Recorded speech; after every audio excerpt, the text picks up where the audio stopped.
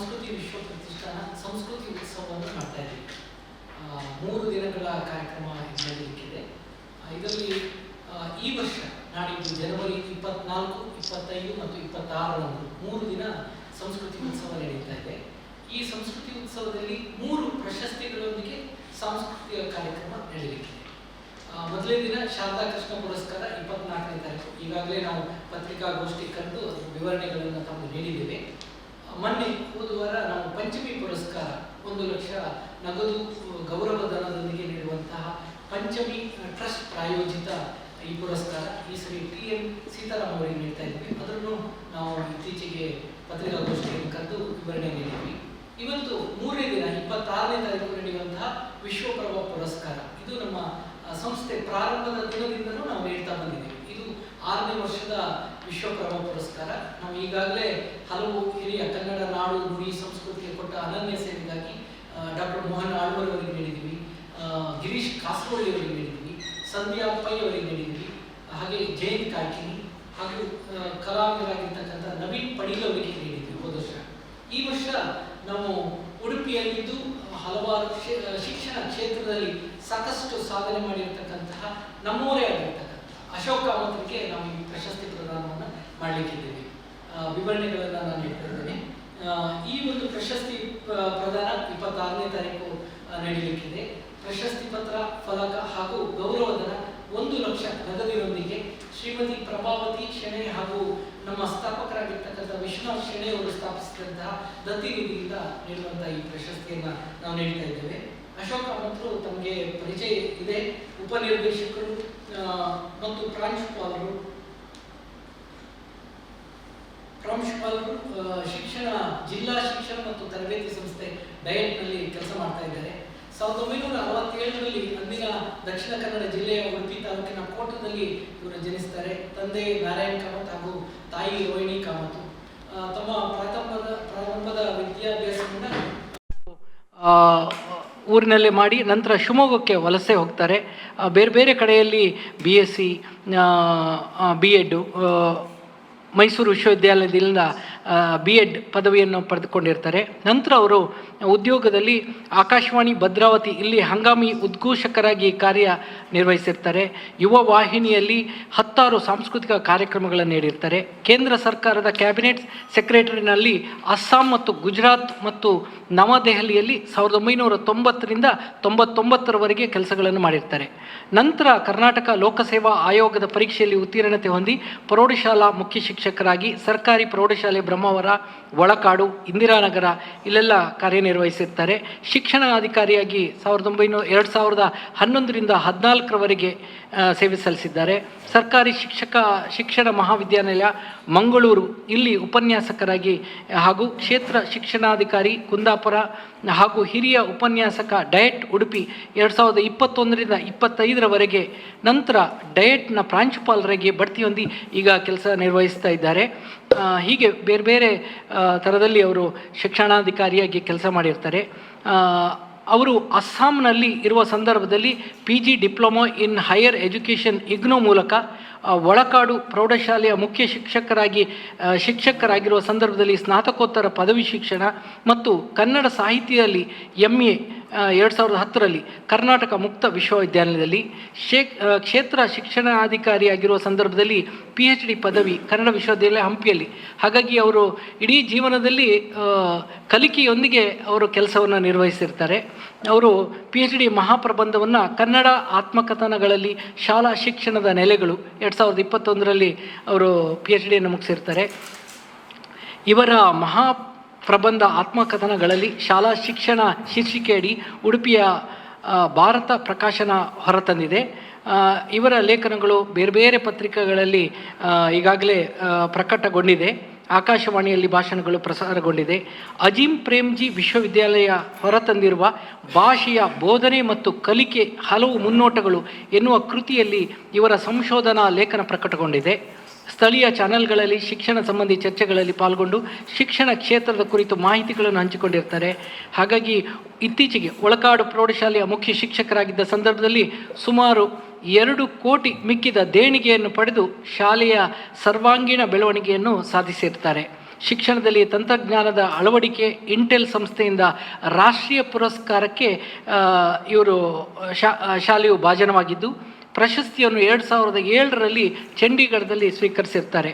ಜಿಲ್ಲಾ ಉತ್ತಮ ಶಿಕ್ಷಕ ಪ್ರಶಸ್ತಿ, ರಾಜ್ಯ ಶಿಕ್ಷಕ ಪ್ರಶಸ್ತಿ ಪಡೆದ ಇವರು 2025ರಲ್ಲಿ SDMC ಸಮನ್ವಯ ಕೇಂದ್ರದ ವತಿಯಿಂದ ಗೌರವವನ್ನು ಸ್ವೀಕರಿಸಿದ್ದಾರೆ. ಕರ್ನಾಟಕ ಪ್ರೌಢಶಿಕ್ಷಣ ಪರೀಕ್ಷಾ ಮಂಡಳಿಯ ಸದಸ್ಯರಾಗಿ, ಉಡುಪಿ ಜಿಲ್ಲಾ ಪ್ರೌಢಶಾಲಾ ಮುಖ್ಯ ಶಿಕ್ಷಕರ ಸಂಘದ ಅಧ್ಯಕ್ಷರಾಗಿ, ಕರ್ನಾಟಕ ಶಾಲಾ ಗುಣಮಟ್ಟ ಮೌಲ್ಯಾಂಕದ ಸಂಸ್ಥೆಯ ರಾಜ್ಯ ಸಂಪನ್ಮೂಲ ವ್ಯಕ್ತಿಯಾಗಿ ಗುರುತಿಸಿಕೊಂಡಿರ್ತಾರೆ. ಅದರ ಜೊತೆಗೆ ಚುನಾವಣೆಯ ಮಾಸ್ಟರ್ ಟ್ರೈನರ್ ಆಗಿ ಸ್ಥಳೀಯ ಸಂಸ್ಥೆಗಳು, ವಿಧಾನಸಭೆ, ಲೋಕಸಭಾ ಚುನಾವಣೆಗಳ ಸಂದರ್ಭ ಉಡುಪಿ ಜಿಲ್ಲೆಯಲ್ಲಿ ಉತ್ತಮ ಸೇವೆಯನ್ನು ಸಲ್ಲಿಸಿರ್ತಾರೆ.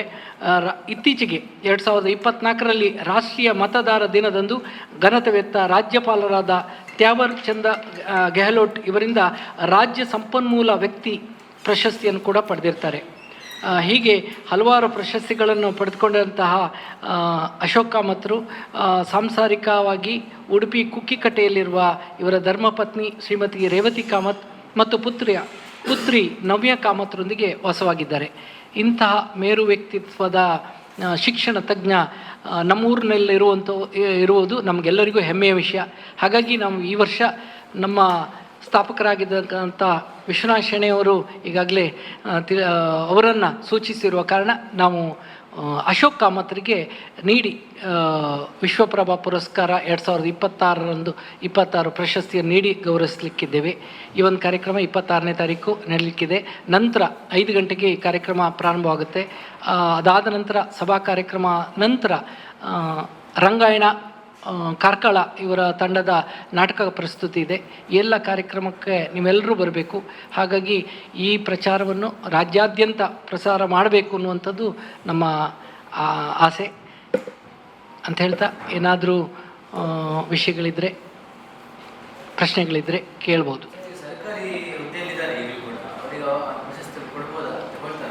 ತಗೊಳ್ತಾರೆ.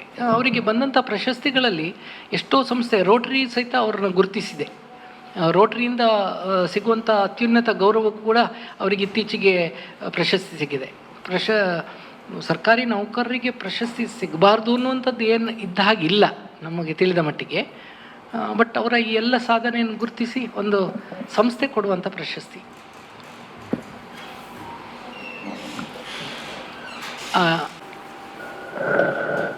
ಎಲ್ಲ ಪತ್ರಕರ್ತರಿಗೆ ವಂದನೆ ಸಲ್ಲಿಸ್ತಾ, ಈ ಸರ್ತಿ ನಮ್ಮ ಭಾಗ್ಯ ಅಂತ ಹೇಳುವಂಥ ಪ್ರಶ್ನೆ ಇಟ್ಟುಕೊಂಡು ಅಶೋಕ್ ಕಾಮತ್ರು ನಮಗೆ ಸಿಕ್ಕಿದ್ದಾರೆ. ಅವರು PhD ಮಾಡಿದ ತಕ್ಷಣ ನಾನು ಅವ್ರ ಹತ್ರ ಪ್ರಶ್ನೆ ಇಟ್ಟೆ, ಒಂದು ಗೌರವ ನಿಮಗೆ ಕೊಡಬೇಕಂತ ಆಲೋಚನೆ ಅಂತ. ಆನಂತರ ಅವ್ರು ನನಗೆ ಸಿಗಲೇ ಇಲ್ಲ, ಮಾತಾಡಲಿಕ್ಕೂ ಸಿಗಲಿಲ್ಲ, ಅವರು ಊರಿನಲ್ಲೂ ಇರಲಿಲ್ಲ. ಆನಂತರ ಅಲ್ಲಿಗೆ ಅದು ಮುಗಿದು ಹೋಯಿತು. ಈಗ ಈ ಪ್ರಶಸ್ತಿ ಕೊಡುವಂಥ ಒಂದು ಸಂದರ್ಭ ಬಂದಿದೆ. ಅಂದರೆ ಅದು ಸಣ್ಣ ಪ್ರಶಸ್ತಿ, ಇದು ಸ್ವಲ್ಪ ದೊಡ್ಡದು. ಆದ್ದರಿಂದ ಅವ್ರ ಹತ್ರ ಈಗ ಬರುವಾಗಲೇ ಮಾತಾಡ್ಕೊಂಡು ಬಂದೆ, ಮುಂಚೆ ಮಾತಾಡಿದ್ದೇನೆ. ಸಂತೋಷಪಟ್ಟರು. ಇದು ನನಗೆ ಸಿಗುವಂಥದ್ದಾ ಅಂತ ಒಂದು ಮಾತು ಕೊಟ್ಟರು ಅವರು. ಅದು ನಿಮಗೆ ಸಿಗುವಂಥದ್ದಂತ ನಾವು ಆಲೋಚನೆ ಮಾಡಿದ್ದೇವೆ. ಅಂದರೆ ನಿಮ್ಮಂಥ ವ್ಯಕ್ತಿ ನಮಗೆ ಉಡುಪಿಯಲ್ಲಿ ಬೇರೆ ಯಾರು ಸಿಗಲಿಲ್ಲ ಅಂಥೇಳಿ ಅವರಿಗೆ ಒಂದು ಮಾತಾಡ್ಕೊಂಡು ಈಗ ಬಂದಿದ್ದೇನೆ. ಇಷ್ಟು ಹೇಳ್ತಾ ಸಂಸ್ಕೃತಿ ವಿಶ್ವ ಪ್ರತಿಷ್ಠಾನ ರಿಜಿಸ್ಟರ್ಡ್ ಉಡುಪಿ ಈ ಸಂಸ್ಥೆಯಿಂದ ಈ ವರ್ಷದ 6ನೇ ವರ್ಷದ ಒಂದು ವಿಶ್ವ ಪ್ರತಿಭಾ ಪುರಸ್ಕಾರವನ್ನು ನೀಡಲಿಕ್ಕೆ ಇವತ್ತು ಅವರು ಡಿಸೈಡ್ ಮಾಡಿದ್ದಾರೆ. ಈ ಒಂದು ವಿಶ್ವ ಪ್ರಭಾ ಪುರಸ್ಕಾರ ಸಂಸ್ಕೃತಿ ವಿಶ್ವ ಪ್ರತಿಷ್ಠಾನದ ಒಂದು ದೊಡ್ಡ ಹೆಜ್ಜೆ. ಯಾಕಂದರೆ ಸಂಸ್ಕೃತಿ ವಿಶ್ವ ಪ್ರತಿಷ್ಠಾನದ ಹೆಸರಿನಾಗೆ ಇದು ವಿಶ್ವಾದ್ಯಂತ ಒಂದು ಅಪ್ರತಿಮ ಸಾಧಕರನ್ನು ಹೊರತರುವುದು ಮತ್ತು ಗುರುತಿಸುವುದು, ಇದು ಎರಡೂ ಕೆಲಸವನ್ನು ಸುಮಾರು 6 ವರ್ಷದಿಂದ ಮಾಡ್ತಾ ಇದೆ. ಈ ಒಂದು ವಿಶ್ವ ಪ್ರತಿಭೆಗಳನ್ನು ಹೊರತರುವಲ್ಲಿ ಈ ಸಲ ನಮ್ಮವರೇ ಆದಂತಹ ಡಾಕ್ಟರ್ ಅಶೋಕ್ ಕಾಮತ್ ಅವರು ಶಿಕ್ಷಣ ತಜ್ಞರು ಹೌದು, ಮತ್ತು ವಿಶೇಷವಾಗಿ ಉಡುಪಿಯಲ್ಲಿ ಮೊದಲಿಗೆ ಸರಕಾರಿ ಶಾಲೆ, ಅದು ಸರಕಾರಿ ಪ್ರೌಢಶಾಲೆ ಬಳಕಾಡು ಉಡುಪಿ, ಇದರ ಒಂದು ಹೆಡ್ ಮಾಸ್ಟರ್ ಆಗಿದ್ದರು. ಅವರಿಗೆ ಈ ಸಲ ಈ ವಿಶ್ವ ಪ್ರತಿಭಾ ಪುರಸ್ಕಾರವನ್ನು ಕೊಡುವಂಥದ್ದು ತುಂಬ ಸಂತೋಷವಾಗಿದೆ. ಯಾಕಂದರೆ ನಾನು ಸಮೇತ ಆ ಶಾಲೆಯ ಹಳೆ ವಿದ್ಯಾರ್ಥಿ. ಆದ್ದರಿಂದ ಇವತ್ತಿನ ಈ ಕಾರ್ಯಕ್ರಮಕ್ಕೆ ಬಂದಿದ್ದೇನೆ. ಇಂಥ ಒಂದು ಒಳ್ಳೆಯ ಶಿಕ್ಷಣ ತಜ್ಞರನ್ನು ಗುರುತಿಸಿ ಸಂಸ್ಕೃತಿ ವಿಶ್ವ ಪ್ರತಿಷ್ಠಾನದವರು ಈ ಸಲ ಕೊಡುವಂಥ ಈ ಒಂದು ಪ್ರಶಸ್ತಿಗೆ ಎಲ್ಲರೂ ಭಾಗವಹಿಸಬೇಕು ಮತ್ತು ಈ ವಿಶ್ವಪ್ರಭಾ ಪುರಸ್ಕಾರ ಇದೇ ರೀತಿ ಮುಂದುವರಿಯಲಿ. ಅದೇ ರೀತಿ ನಮ್ಮ ಪಂಚಮಿ ಟ್ರಸ್ಟ್ ಮುಖಾಂತರ ಸಮೇತ ನಾವು ಈಗಾಗಲೇ ಘೋಷಿಸಿದ್ದಾರೆ ನಮ್ಮ ಸಂಸ್ಕೃತಿ ವಿಶ್ವ ಪ್ರತಿಷ್ಠಾನ ರಿಜಿಸ್ಟ್ರಾರ್ನವರು ಈ ಸಲ ಬಹುಮುಖ ಪ್ರತಿಭೆ ಶ್ರೀಯುತ TN ಸೀತಾರಾಮ್ ಅವರಿಗೆ ಕೊಡಲಿಚ್ಛಿಸಿದ್ದೇವೆ. ಆ ಕಾರ್ಯಕ್ರಮಕ್ಕೂ ನೀವೆಲ್ಲರೂ ಬರಬೇಕಂತ ಈ ಸಂದರ್ಭದಲ್ಲಿ ಕೇಳ್ತಾ ಎಲ್ರಿಗೂ ಒಳ್ಳೆಯದಾಗಲಿ. ಸಂಸ್ಕೃತಿ ವಿಶ್ವ ಪ್ರತಿಷ್ಠಾನದ ಅಧ್ಯಕ್ಷರು ಉಪಾಧ್ಯಕ್ಷರು ಎಲ್ಲ ಗೌರವ ಸಲಹೆಗಾರರು ಇಲ್ಲಿದ್ದಾರೆ. ಅವರೆಲ್ಲರೂ ಒಂದು ಅತ್ಯುತ್ತಮವಾದ ಸೇವೆಯನ್ನು ಇಲ್ಲಿ ಮಾಡ್ತಾ ಇದ್ದಾರೆ ಅಂತೇಳಿ ಹೇಳಲಿಕ್ಕೆ ನಾನು ಇಚ್ಛಿಸ್ತಾ ಇದ್ದೇನೆ.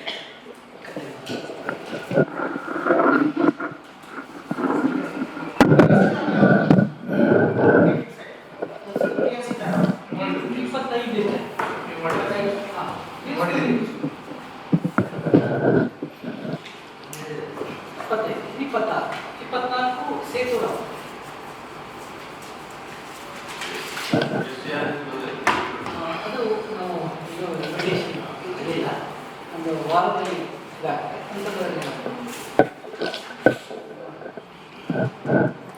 ಬಂದಂತಹ ಪತ್ರಕರ್ತ ಮಿತ್ರರೆಲ್ಲರಿಗೂ ಪ್ರೀತಿಯ ನಮಸ್ಕಾರ.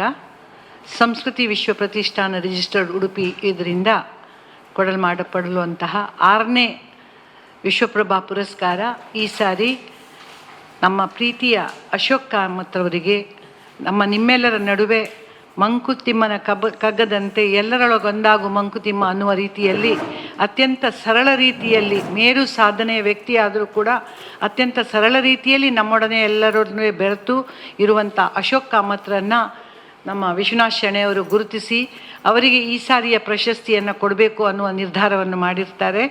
ಅದೇ ರೀತಿಯಲ್ಲಿ 26ನೇ ತಾರೀಕು ಈ ಪ್ರಶಸ್ತಿ ಪ್ರದಾನ ಕಾರ್ಯಕ್ರಮ ನಡೆಯಲಿಕ್ಕಿದೆ.